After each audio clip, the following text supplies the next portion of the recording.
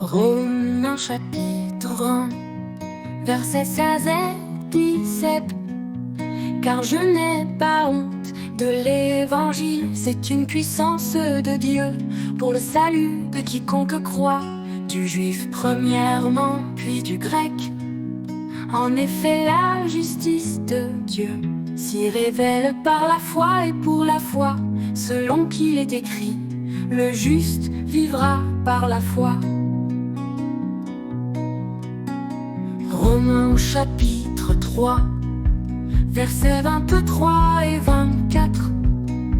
Car il n'y a pas de distinction, tous sont péchés et sont privés de la gloire de Dieu. Et ils sont gratuitement justifiés par sa grâce, par le moyen de la rédemption qui est dans le Christ Jésus. Romains chapitre 5, verset 8. Mais en ceci, Dieu prouve son amour envers nous. Lorsque nous étions encore pécheurs, Christ est mort pour nous. Romains chapitre 5, verset 8. Mais en ceci, Dieu prouve son amour envers nous. Lorsque nous étions encore pécheurs, Christ est mort pour nous. Romains chapitre 5, verset 8.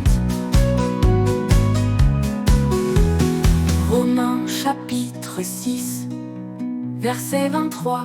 Car le salaire du péché, c'est la mort, mais le don gratuit de Dieu, c'est la vie éternelle en Christ Jésus notre Seigneur.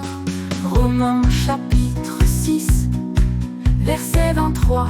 Car le salaire du péché, c'est la mort, mais le don gratuit de Dieu, c'est la vie éternelle en Christ Jésus notre Seigneur.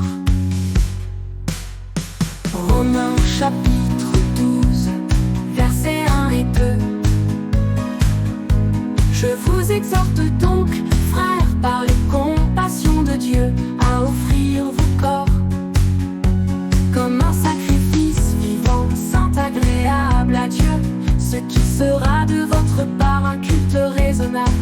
Ne vous conformez pas au monde présent, mais soyez transformés par le renouvellement de l'intelligence, afin que vous discerniez quelle est la volonté de Dieu, ce qui est bon, agréable et parfait.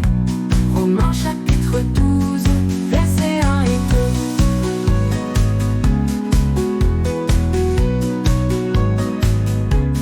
2. Je vous exhorte donc, frères, par les compassions de Dieu, à offrir vos corps comme un sacrifice vivant, saint, agréable à Dieu, ce qui sera de votre part un culte raisonnable. Ne vous conformez pas au monde présent, mais soyez transformés par le renouvellement de l'intelligence, afin que vous discerniez quelle est la volonté de Dieu, ce qui est bon, agréable et parfait.